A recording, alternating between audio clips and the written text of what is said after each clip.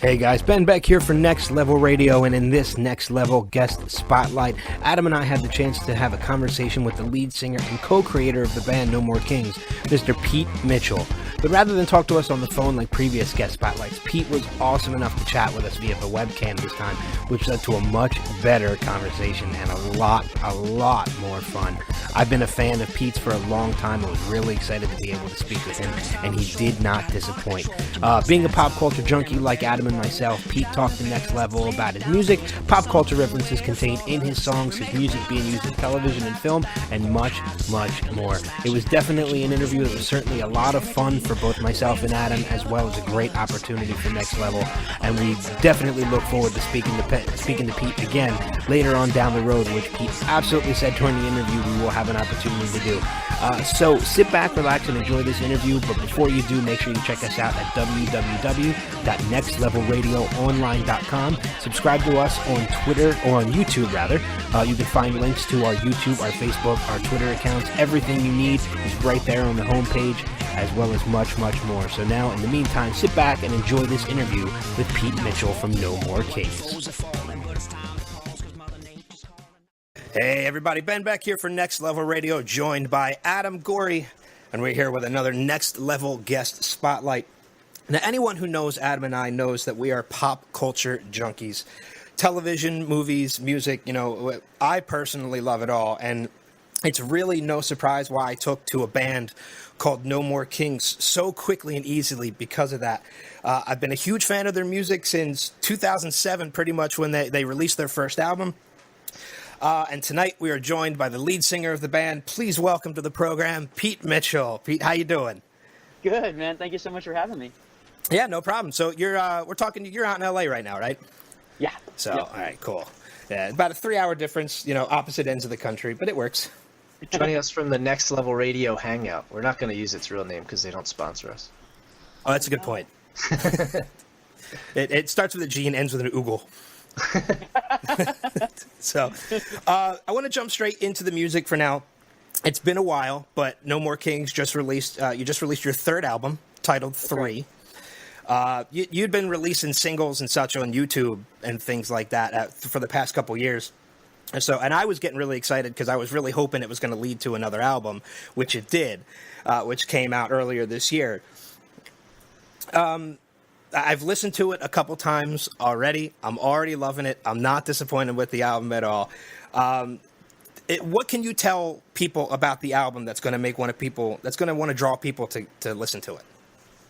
Well, the difference between the first album and the second album was pretty big. We went on a huge funk kind of vibe for the second album. We did a lot of like Bill Withers and Aretha Franklin, like that era stuff. That difference from album 1 to album 2, I think, is there from album 2 to album 3. Everything just got stepped up. There's a lot more, the grooves are just funkier. Everything's just, leveled up, I feel like, on the third album. It's my favorite of our stuff. And it's weird because I always say that for the newest stuff. But in this case, I really feel that way. Like, a song like the new James Bond. I mean, to me, it's just funky and fun, and it's fast. I like that kind of stuff. So I feel like, from the high energy stuff, and then you've got like a song like Tracy's Song, which is just really sweet piano ballad that's a little bit like About Schroeder from the first album, but even more emotionally charged, I should say. So I feel like everything is just better. Well, now that the new album's out, is there any chance for another tour in the U.S.? Well, I would love to. The problem for us now is that we're completely independent, meaning we're off a record label, right. which offers a lot of really great freedoms, but it also offers a lot of challenges. And one of those challenges is not being able to afford a proper tour.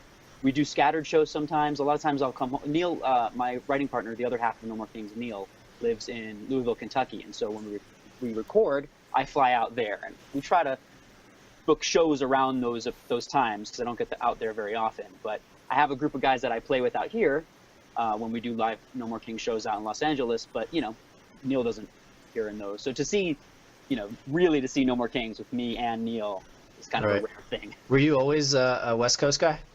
No, I grew up in Rhode Island, actually. I grew up in New England. Yeah, I lived there until I was like 23. I decided to make the trek out to the West.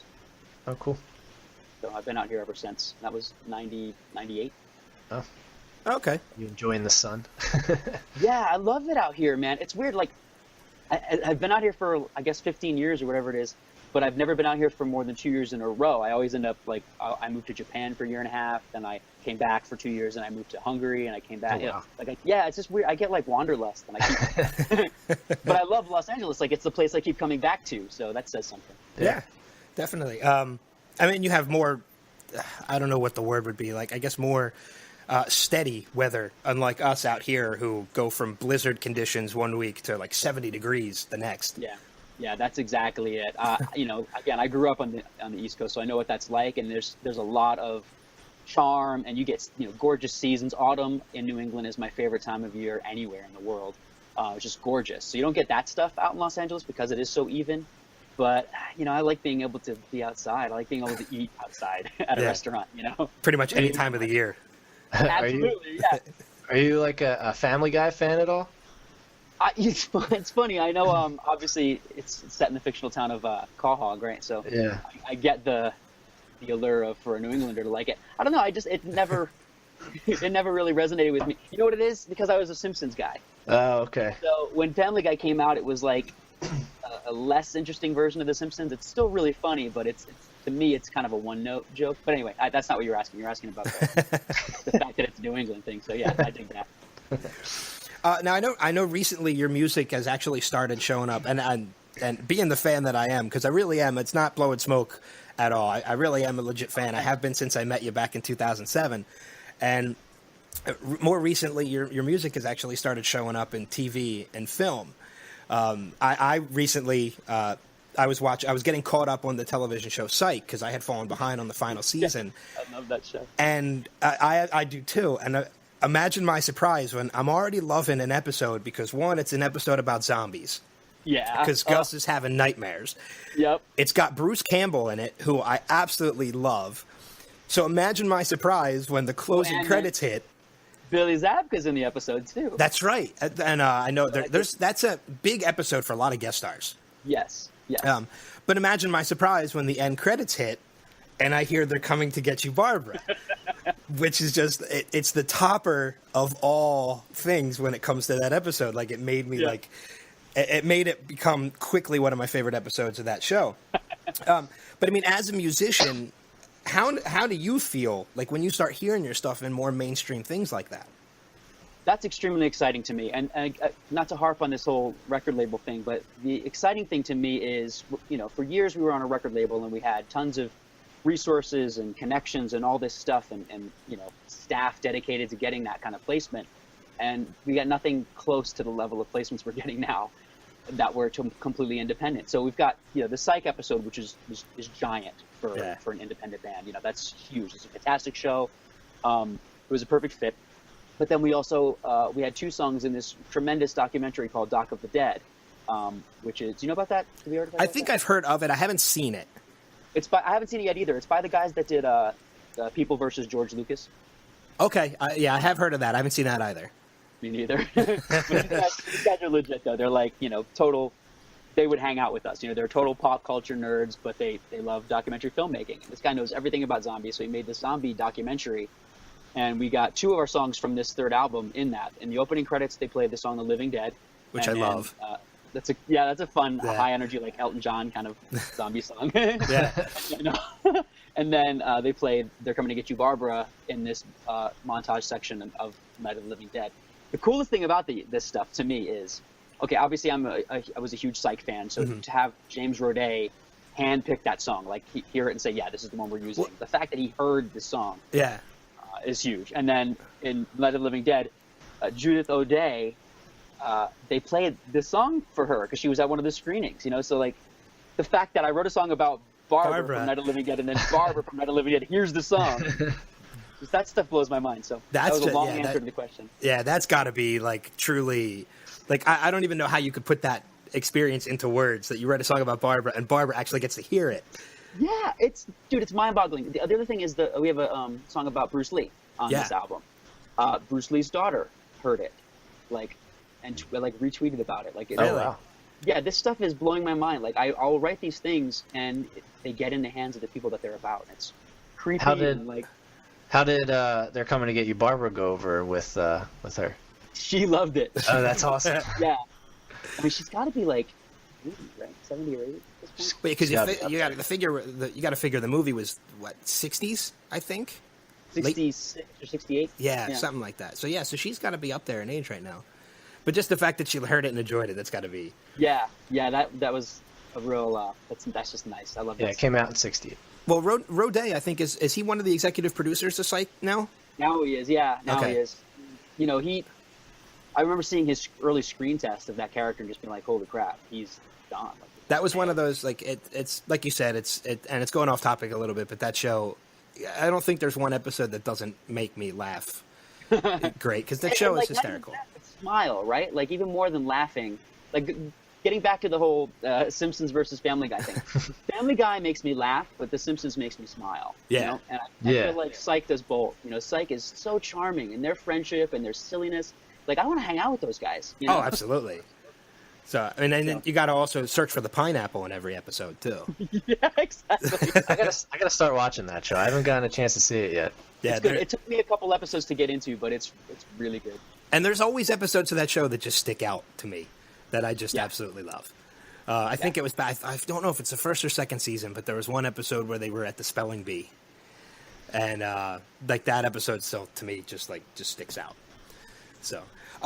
Your music, though, I mean, talking about Night of the Living Dead and things like that, your music is full of pop culture references. Like, it's to the point now when I heard this new album, I purposely didn't look at the titles of any songs because I wanted to see if I could figure out what the pop culture references were in those songs. God. How far did you get? I got pretty far. Like when you mentioned Enter the Dragon, which was about Bruce Lee.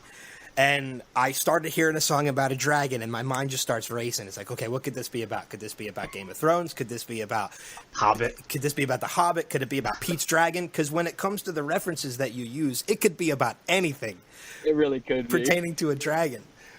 So the moment I heard fists and everything, I'm like, okay, this is about Enter the Dragon with Bruce Lee. I'm like, that's pretty badass. Zombies, I know you do a lot of. You have Zombie Me from the first album. They're Coming to Get You, Barbara, and The Living Dead on the new album. Knight Rider, Short Circuit, Gulliver's Travels, Peanuts, which was about Schroeder. About Schroeder threw me the first time I heard it, too. Yeah, that's a bit of a twist, right? Yeah, because you don't know what it's about until the very last word. Yeah, it's like that one line. It's that last line of the song that really gives the whole thing away. Yeah. Otherwise, it's just a sweet love song. It is. Now, you do have a couple songs on the albums that don't have any pop culture references, at least that I can't pick up on. No, that's right. I tend to write about two things. I either write about pop culture stuff, or not more specifically stuff that I grew up with or dug. I mean, I'm not just picking random things, but so I'm either writing a story from the perspective of that, or I'm writing about myself. Yeah. So songs like Umbrella or This or Someday. Or Paper Airplane, any of those kinds of songs. Those are just me. Those are about me. Yeah. I mean, and all the other stuff. Someday is probably one of my favorite songs off that album. But my absolute favorite song, still to this day so far, I was going to bring this up a little later, but I can bring it up now since we're already talking about it. My favorite song out of all three albums so far is This. Really? That is probably my favorite No More King song. Wow, man. Do you hate it? You sound surprised.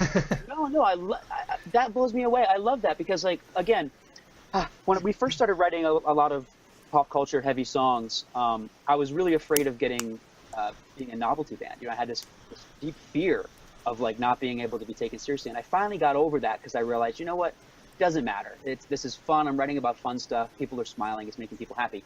But I still had that secret desire, like, a song like this. That's for me. That's kind of heavy stuff. Yeah, that's exciting to me that's your favorite because that's a really personal and important song to me. I mean, and especially because of the fact that it's the pop culture references in your music that really drew me into your music, but it's a song that doesn't have any of the pop culture in it that really grabbed me more than anything else. Oh, wow. I mean, it's a really great ballad. But I have to ask you, this is the one question that's always been curious to me because I've never been able to figure it out, and maybe you're not supposed to figure it out, but what exactly is the this in the song? The this is that conversation. It's an allusion to being in the moment. The silly answer is, I remember watching City Slickers, and there's that scene where he holds up the finger and says everybody has their one thing. Yeah. He means that one thing's different for every person. I felt that way. The song is literally about a conversation I had with my best friend at the time, Brendan. He didn't know what he wanted to do with his life, and we were talking about that, and he was like, how do you know that you want to be an artist and a singer? Like, how do you just know that? And he was like, I don't know. We just got talking about like the future and what the meaning of it all was. And I said, for me, the meaning is this. It's this conversation. It's this just being here with you right now and having this connection, in this moment.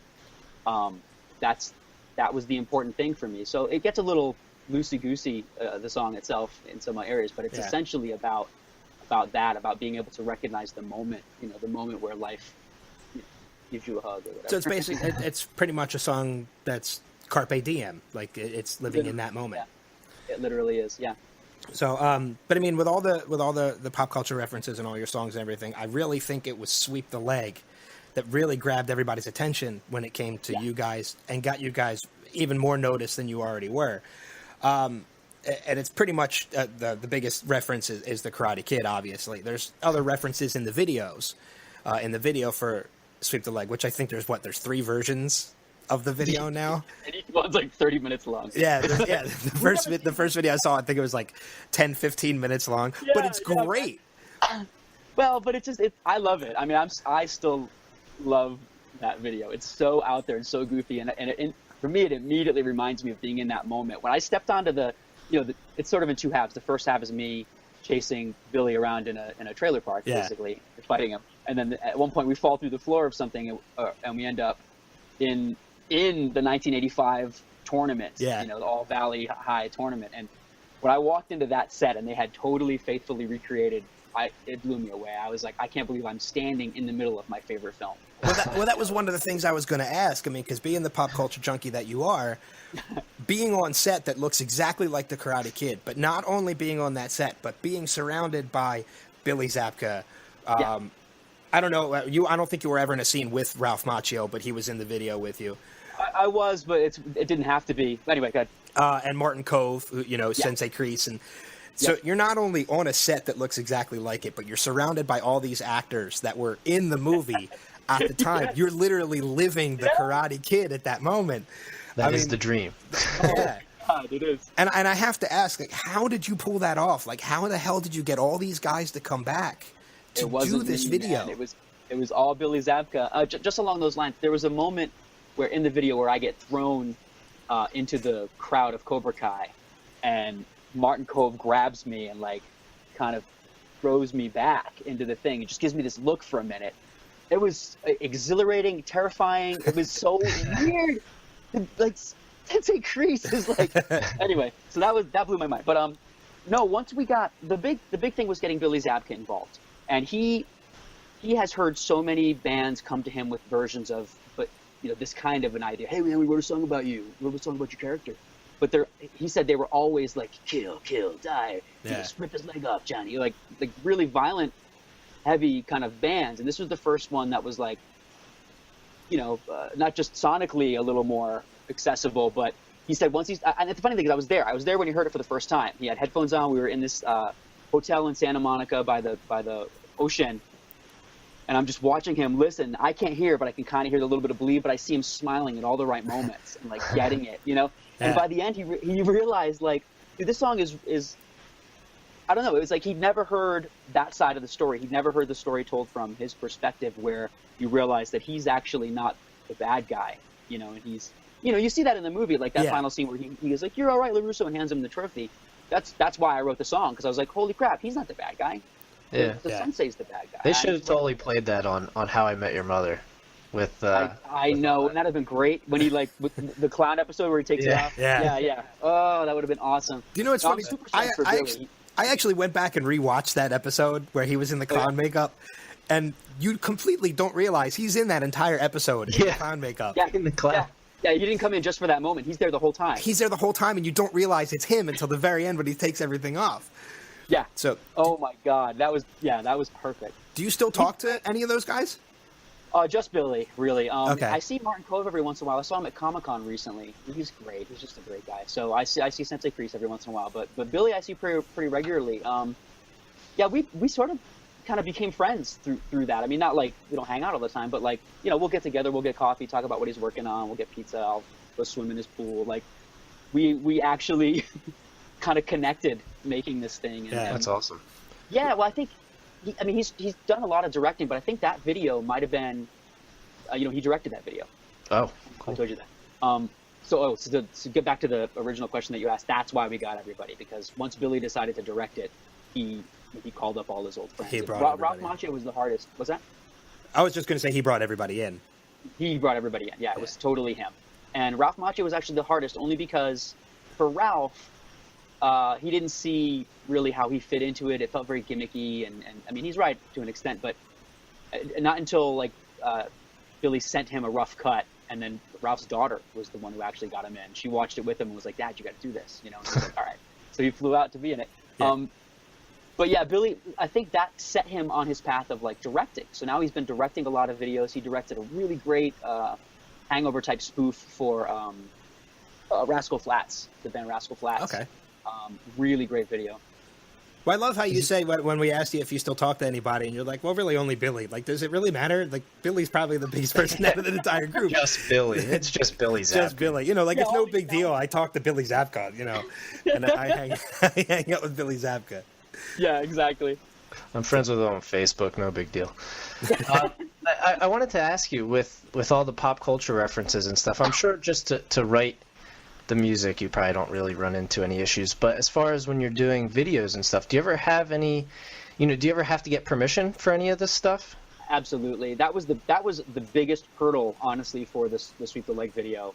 We had everything planned out. We were ready to go. We had the cast, which was really hard.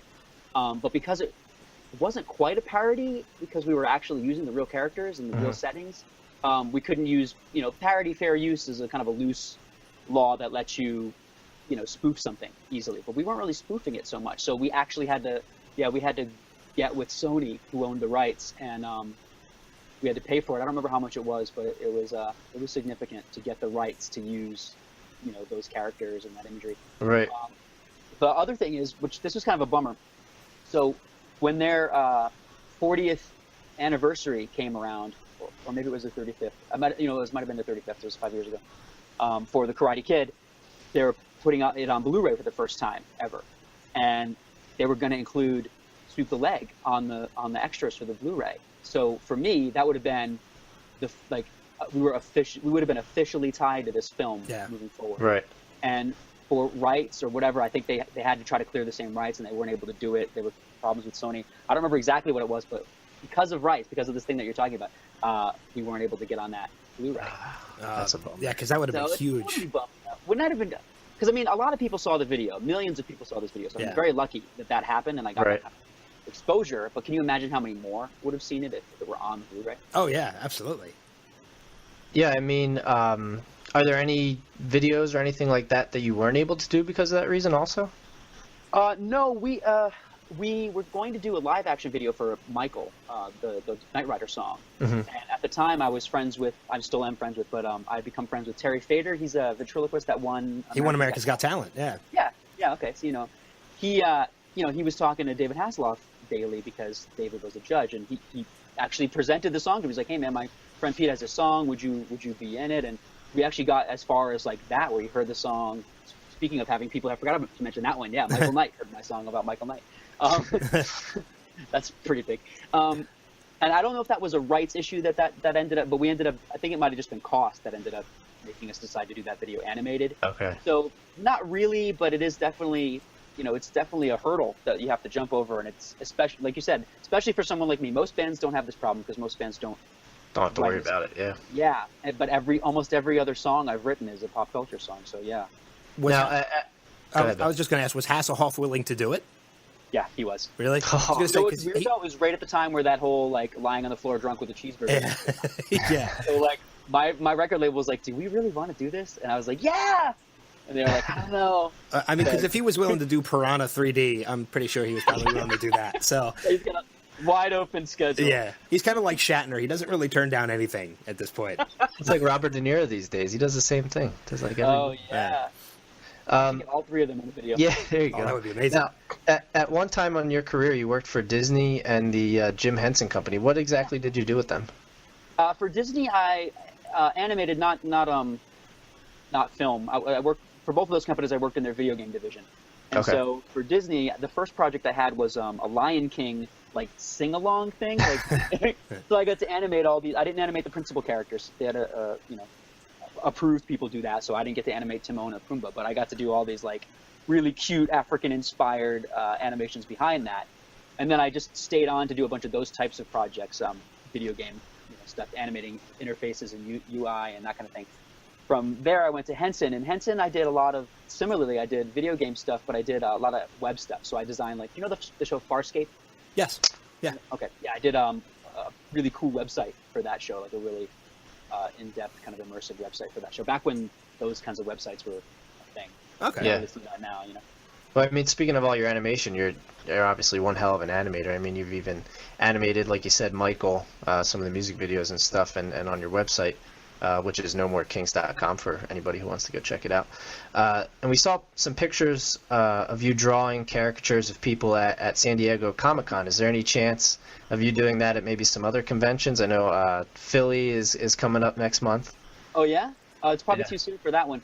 Absolutely, man. That was the thing I realized. Oh, just to clarify, I didn't actually animate the Michael video. This amazing group out of San Francisco called Ghostbot did the animation. I just art directed that. So okay. Or oversaw that. But they really tried to make sure that they captured my sort of loose spaghetti arm style. So we worked closely so that it would at least look like I could have animated it. But it's very Schoolhouse Rock. Yeah, that's what we were trying to keep. Yeah, we wanted to keep it like very retro and sort of charming and. Thank you. So I'm glad you noticed that. Yeah. Dude, the thing about Comic-Con, I had so much fun, but it's so huge. It's just too big. It's too. So my first thought after that was, I want to do this again, but I want to do it at a much smaller con. So yeah, I would absolutely look into it. What's Philly's con? What is it? It's Wizard World. It's not. It's not the same entity as San Diego Comic-Con, because San Diego Comic-Con has pretty much taken on a life of its own, and it's become huge to the point where I've tried going, and if you don't get tickets within like the first hour, you don't get tickets to Comic-Con. I don't know if it's worth it, man. I don't know if it's worth it. I think the smaller ones are way better. It's not even a Comic-Con anymore. It's all about movie studios. Yeah. Well, Ralph Macchio is going to be at the Philly one. I mean, you guys can reconnect. Oh, are you serious? Yeah. So, because Philly Comic-Con is coming up. I hope you remember me. Because Philly's coming up next month in June here in Philly, and then in October, New York Comic-Con is going to be back up in New York. So that might be something, because I know I'm going to be going to both. So, sweet. Yeah, I'd love to get a caricature of myself drawn by you. I mean, that would just be awesome. Well, speaking of that, I mean, going back to even you said you didn't actually do the animating for Michael. So what was it like to see yourself animate? Since you didn't draw it, somebody else drew it for you. What's that like? Because that's like, I think that's everybody's like secret dream, is to see themselves animated. Oh my God, yeah! To have your own show, I would love to have an animated like half-hour Saturday morning cartoon show about me, like Jackie Chan Adventure style. Dude, that was the craziest thing. So I went up there, and these guys are amazing. These three guys out of San Francisco, and the one guy who was in charge of animating my dance moves he was so nervous to show me the footage, because he had finished a couple and he had all this footage of me dancing from live shows and stuff, and he had to like distill what my essential Pete moves were and animate those. And one of those was the like spaghetti arm kind of thing. Stuff I didn't realize I even did, but like, yeah, there it was. So that was the coolest moment, watching this guy, nervously show me all of the Pete dance moves that he had animated. That's awesome. Yeah. I want to get back to the music. On your YouTube page, I've spent a lot of time on the No More Kings YouTube page. Oh, wow. And it's mainly because you do a lot of great covers on the page. Oh, thanks. Toto by Africa. Yeah. It's on my iPod. Like it's I love that cover. The Hall & Oates cover that you did of You Make My Dreams Come True was great. Ghostbusters 1 and 2, like the Ray Parker theme and the Bobby Brown theme. You do so many covers, but the coolest thing about them is you're doing them solo now, because I know you have a new album that you're working on right now, solo covers. Yeah, that's right. And you do it with your iPad. You use the Loop app? Yeah, Loopy. Yeah. I know I first caught wind of that. I saw you doing it on your videos, but I didn't really know exactly what it was. I just thought it was something that you were using an iPad for. But then I got more recognized with what that app was because Jimmy Fallon had Billy Joel on. Yes. And yes, he did the doo-wop session using that. And I thought that was amazing. Yeah. Well, so the cool thing about that is I started using this app. I was using hardware loopers for a long time. Boss has one. Zoom has one. Electro Harmonix has one.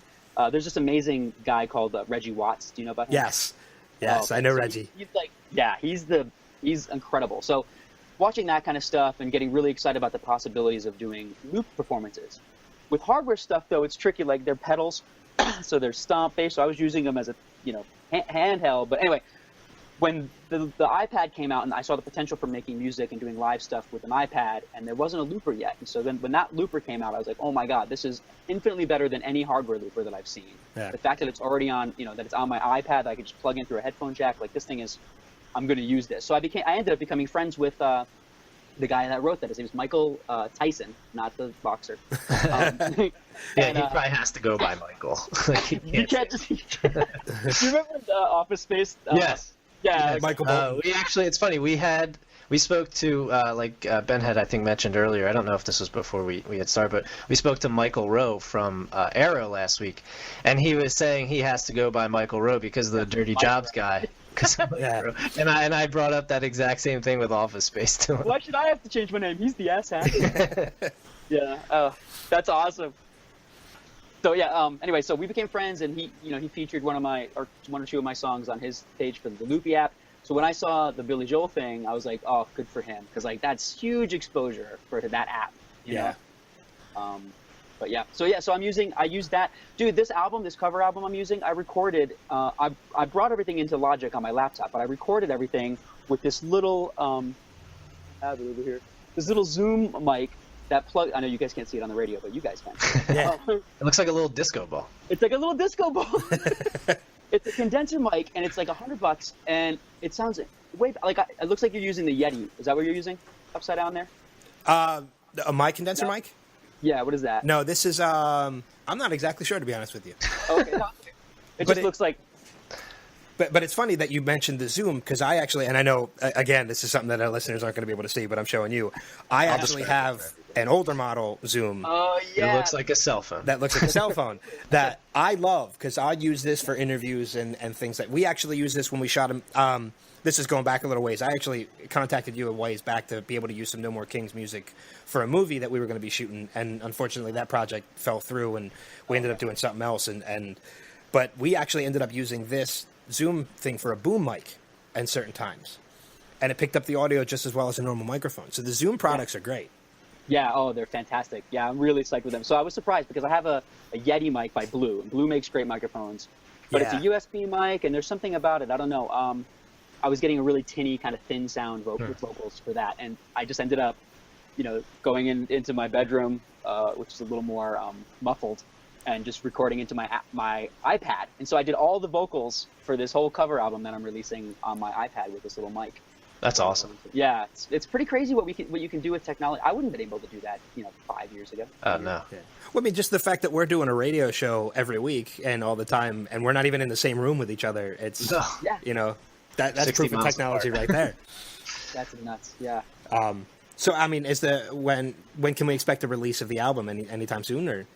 I'm hitting a problem where I won't stop messing with it. Like, it's probably done, but I just can't. I can't stop fiddling with stuff. So I'm hoping to release it next month. I'm really hoping to be done that's with great. it myself. Yeah. Because it's done. I know I'm looking forward to hearing it. So if it's anything like some of the covers that you've done on the YouTube page, I'm really looking forward to hearing it. Oh, thanks, man. Yeah, in fact, my girlfriend, I came up with a set list and I started recording everything, and she looks at it and she's like, "Where's Africa?" And I was like, "What do you mean?" She's like, "You have to put Africa on this." So I was like, "Crap." Because I was trying to do the whole thing by myself, and if I'm going to put Africa on there, I need to use those guys. Dan Callisher and Will Harrington, the two guys you see in that video, are phenomenal musicians. So I talked to them, and we're going to try to set up a time to record that. Oh, so hopefully awesome. that'll make it. Yeah, if it doesn't make it on there, it'll be on the second one. I don't think I can only do one. Enough material already for a second album? I already have. So. Yeah, I've got. I'm trying to put 10 on this one, and I've already recorded 17. Wow. So yeah, I got a pretty good head start on the second album. And it's funny that you bring up your girlfriend wanting Africa on this album, because that was when I heard when I heard the third album was coming out. That was actually one of the tracks I was kind of hoping was going to be on it, and it wasn't. But I had already had it on my iPod anyway, so it's already in my collection no matter what. But the other cover that's on the album that's actually really good is Bad Leroy Brown. Yes, which is pretty. It's just a fun cover that you guys do. Thanks, man. That was a tough one only because it's such a simple song, and there's not a lot of stuff going on. What am I trying to say? Structurally, there's no bridge. There's no, it's just verse, chorus, verse, chorus, verse, chorus. The whole way through. It's a story song, So it's that's what Jim Croce did.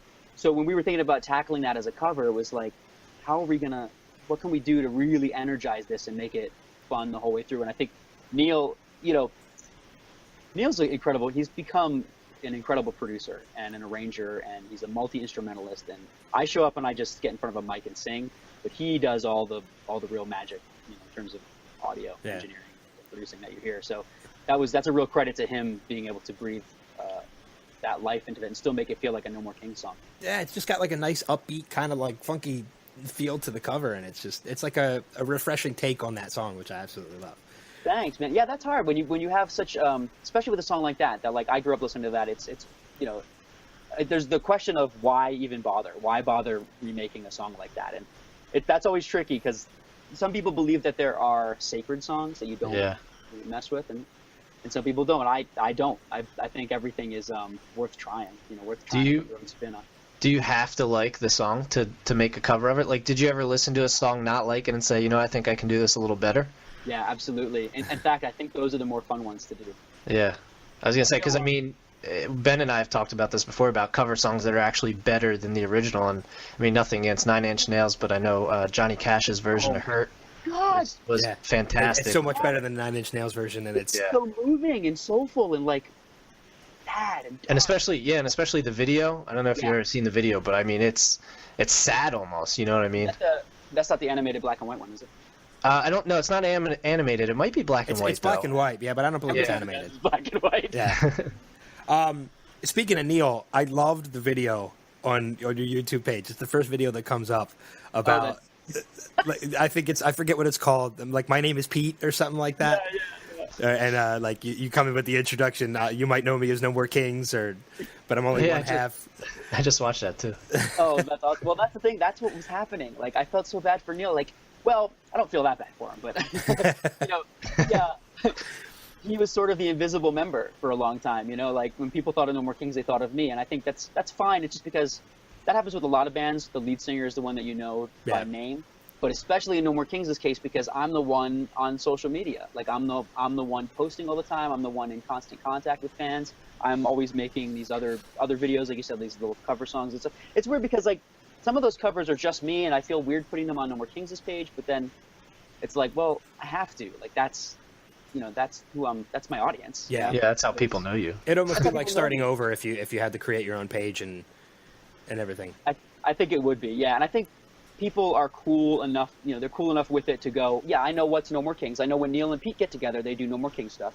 But when Pete does stuff on his own, it's this, and that's fine. Right. So I'm glad that they've been okay with that. And if you want to follow Pete on Twitter, it's @DasPetey, which is awesome. Thank you.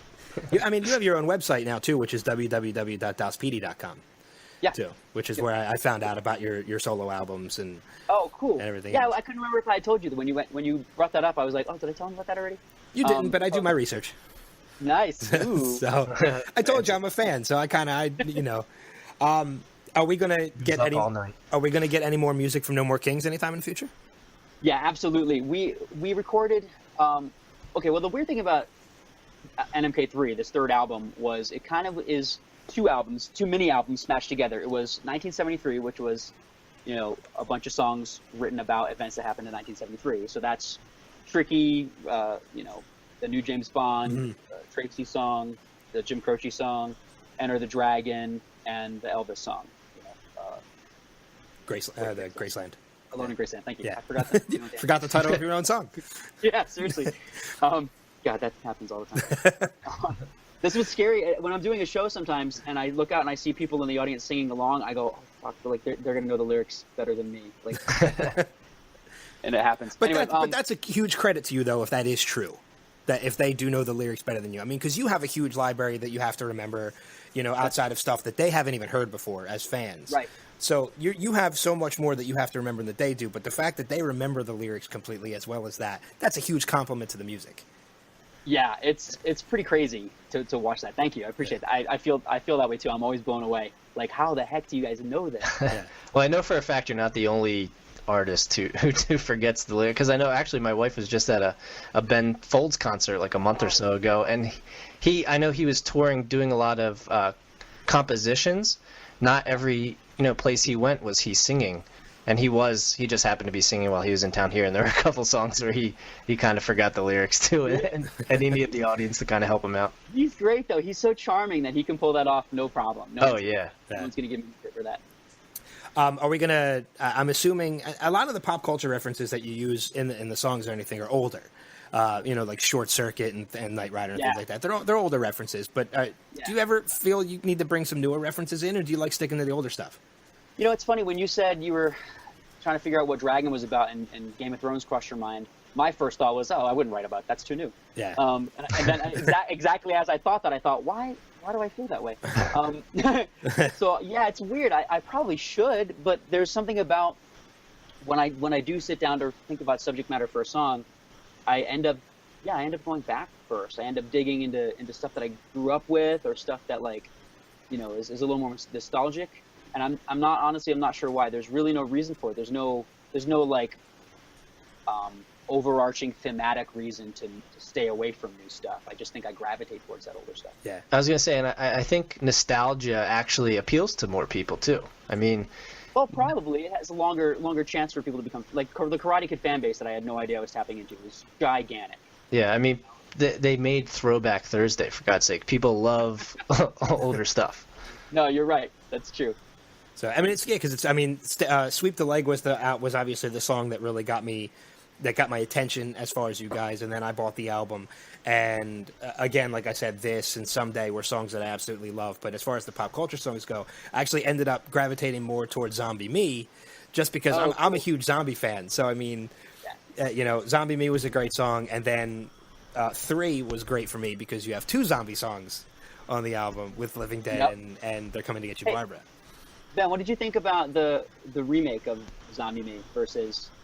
I liked it. I really dug it. Okay. I thought it was really good. It's a different take. It makes it almost like a completely different song, but it's still a great song.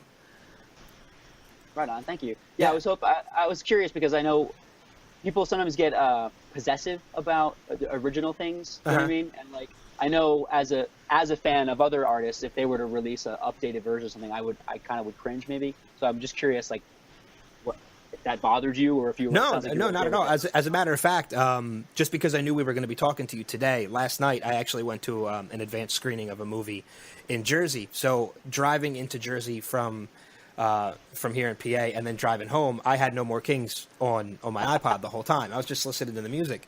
And I distinctly remember, actually, it's funny that you bring that up. I actually distinctly remember driving back home over the bridge and that song coming on. And I remember I already knew the lyrics from, obviously from the first one.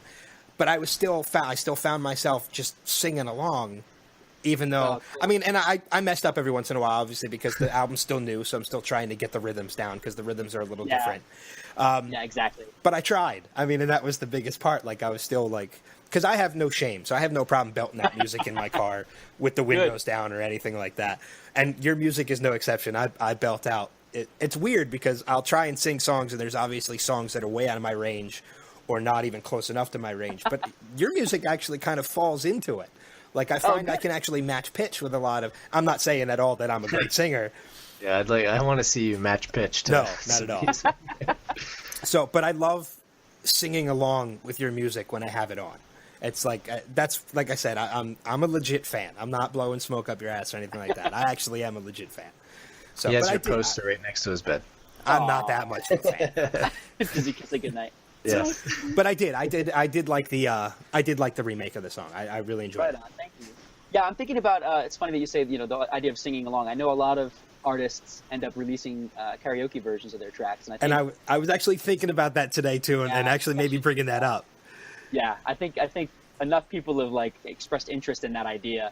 I just love the idea of like, whether a person's a good singer or not, I would love to see somebody send me a video of them singing one of my songs. You know what I mean? Like, I've only seen a couple bands that have covered No More King stuff. It doesn't happen very often.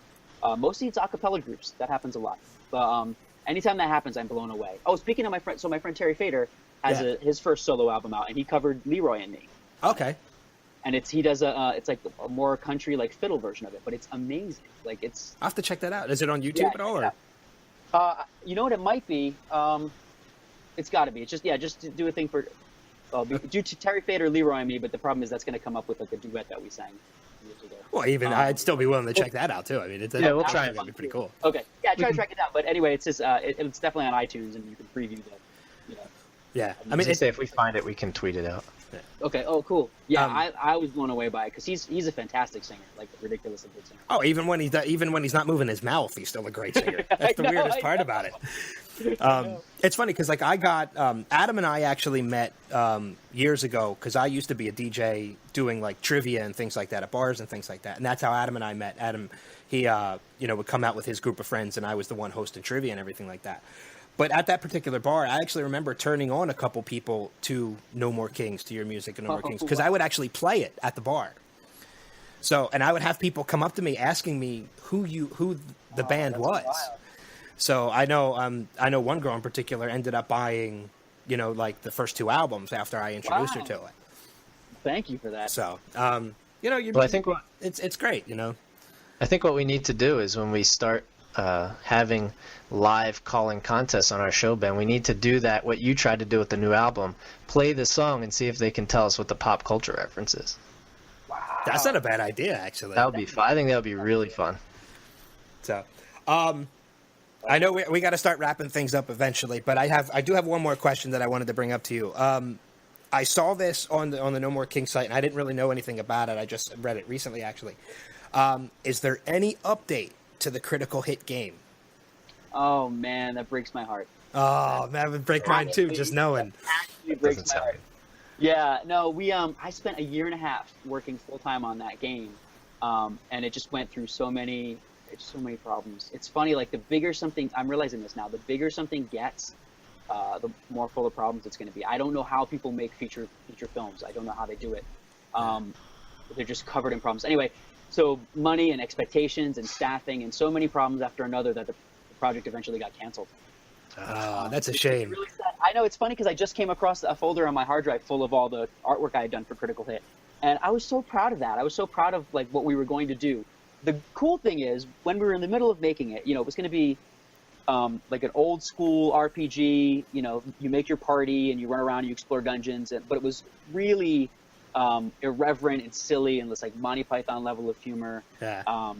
It was going to be great, and at the time, we were like 6 months into this, and Trey Parker and Matt Stone announced that they were going to put a South Park RPG out, and we were like, holy crap, they're going to destroy us. Like, that's going to be way better than us. And theirs came out, and it's unbelievable. It's everything we were trying to do. Oh, so I've already played it. Yeah, it's hysterical. It's fantastic. Yeah. No, it's fantastic. So it's exactly the style.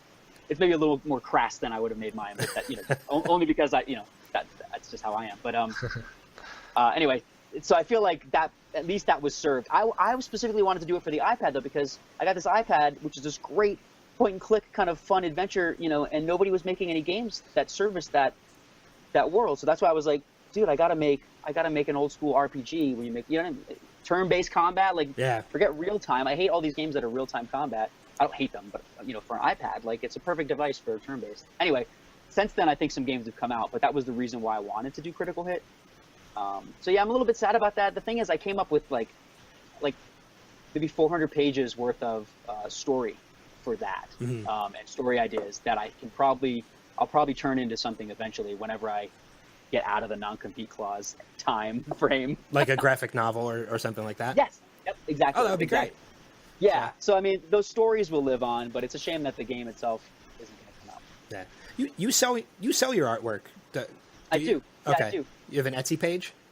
I do. Yep. It's Etsy. I don't know how Etsy does it. If it's etsy.com/daspd or daspd.etsy.com. But if they go to etsy.com and search daspd, they can find your page. Yeah, I've got a lot of stuff up there actually. But the cool thing that's been I've been getting back into. So last year I did a lot of stuff where we were building out our nomorkings.com website to be. I wanted it to be really rich, and I wanted somebody to be able to spend hours on there just digging through stuff, you know. And so we decided to make each song have its own page, and it would have a story about what the song was about. It would have video content that was related to, just every media type that we could think of for that song. And I really was passionate about growing all those, and I didn't get very far, so I'm trying to get back into that now. But what I was doing was the artwork I would make for each song, I would sell, and I just put it up online just kind of on a whim, and people dug it and people were buying it. So I thought, oh man, I need to do more of this. It's Etsy.com. Etsy.com/shop/DasPD. But like you said, you can just search it. Yeah. So thank you. All right, I know we're coming to the end. We've already spent almost an hour with you, which is fantastic. Like we love the time that you spent with us. Usually, anytime we come to an end of an interview, what we like to do is we do like a couple rapid fire questions. No. We just throw a couple questions at you. You don't have to go into You don't have to go into any detail if you don't want. Okay. Just answer the first thing that comes to your head, and just shoot right through them. Okay. So everybody fears them. I promise, it's easy. All right. It's like it's like when you get a tetanus shot. It's like, all right, don't worry. Wait, don't compare it to that. Okay. He might be scared of needles. Don't do that. Just don't look at the needle. Okay. Don't look at the needle. What's your favorite guilty pleasure popcorn movie? Oh man, I like really bad horror movies. Oh, then you would love the movie that we shot. What is it about? It's horrible. It's called Zombie X's, EXS. Yeah, I need to see that. You can find it. It's on Amazon, so you can find it. Well, Dead Snow was my most fun, really silly bad zombie movie. Have you seen that? Oh, it's a great movie. Yeah. I don't watch horror movies for some reason. I don't know. But I've started to get into a few because I just don't like the ones that try to do the jump scares. I think that's kind of boring. I'm not a fan of that either. I agree with you. We had watched a movie, Afflicted, which is an independent. That's on my list. That's on my queue. It's not a zombie film, but it's so good. We interviewed the guys from the movie, and we got an opportunity to see it before we interviewed them, and the movie is fantastic. Oh wow, that's good news. Yeah, I'll put that up on my queue. Yeah, I wasn't sure. Like I couldn't get a read on how good it would be. Yeah, it's a very interesting twist on two different types of horror, but it puts a completely new twist on those two horror elements that they bring them together so well, and the movie's fantastic. Yeah. Oh, that's cool. Okay. That's one I can get on board with. But second one is, if they ever made a movie about your life, who would you want to play you? Oh man, I would have said Johnny Depp a while ago. Maybe I still will. Yeah, maybe I'll stick with that. Okay, not Billy Zabka? Oh my God, that would be awesome. He'd have to dye his hair. I don't think he would do it. Would you want the movie to be animated? Definitely portions of it should be animated. I think it should be like Kill Bill, where there's a huge 45-minute section in the middle that's animated. I was going to say, if it's animated, then somebody wouldn't play him. Right. Yeah. I want voice him. Yeah. Yeah, man, are you kidding me? Like Who Framed Roger Rabbit? You're mixing tunes and tunes and live action. Oh yeah. What's your favorite junk food? I have a lot of those, but Twinkies and cupcakes. Hostess, anything by Hostess. They do have a shelf life, just to warn you. What? Twinkies. They don't last forever. We found this out like a few weeks ago. Yeah, I think it was like. It was like 75 years, right? I thought it was only like a few months, actually. No! I don't remember. Yeah, our hearts were broken. Trust me. Well, if you've ever seen Zombieland, Woody Harrelson brings that up in the movie. That's true. So. And then he loads them with shotgun. Yeah, shotgun shell or shotgun pellet. Yeah. All right, last one. If you could have your music on a soundtrack to a type of movie, what genre would it be? It has to be Kung Fu. Yeah. That's a cool one. That would be a great one to have. So yeah, I didn't see that one coming. I was assuming horror for some reason. Yeah, I kind of thought like zombie or something. Horror stuff's too silly. It's too silly for horror. Or 80s comedy, maybe. I mean, a Shaun of the Dead style movie would work. That sort of combines. Yeah, like horror comedy. Yeah. Yeah. Are you a fan of Shaun of the Dead? Huge fan. Yeah. Okay. Absolutely. Yeah. So am I. Did you see? I know we're getting off topic, but did you see The World's End? I did. I really liked it. A lot of people. So did I. I loved it. I thought it was probably the best of the three movies that they've done. Yeah, I'm a little bit torn only because it's hard to top. Shaun of the Dead, that's brilliant. Yeah, it's hard to top Shaun of the Dead, but it really is. I didn't love Hot Fuzz as much. I feel like that was a little bit of a step down. No. Well, it's interesting because I've seen Shaun of the Dead and I've seen Hot Fuzz. I own them both. I own all three of them, actually. I got the opportunity to go to a screening of The World's End with Simon Pegg, Nick Frost, and Edgar Wright. Wow. And before they showed The World's End, they actually showed Hot Fuzz in the theater. Oh, that's cool. So it was a really interesting experience because I'm in a theater full of fans of that movie. These aren't people that are seeing it for the first time. These are people that have seen this movie, know what it's about, and love it. Yeah. And it made the movie that much better to view it that way. Absolutely. That's infectious, that kind of energy. So but I'm a fan of all three of those movies. I'm a huge Simon Pegg fan. I was thrilled to death that I got to meet him and Nick Frost, and they were both extremely funny and friendly, and that's awesome. It was a really cool experience. So, but I know we got to wrap things up. We actually have another interview coming up in about a half hour. So, I know we're getting popular. But we definitely want to send people. Let me get out of your way. Wednesday's just a busy night. Trust me, if we could, we'd probably sit here for another hour and talk. Oh, absolutely. So we'll have to have you on again sometime down the road. Absolutely. I was just gonna say, whenever you have an opening, just especially once you release the solo album, we'll definitely have you back on. Okay. Yeah. So next month. Yeah, I was gonna say he can actually come on the Sunday show if he has a Sunday that's free. Yeah, it's true. I do have free Sundays. So, we definitely want to send people your way, though. I want people to check out your videos on YouTube, which is youtube.com/NoMoreKings. Follow you on Twitter @DasPD.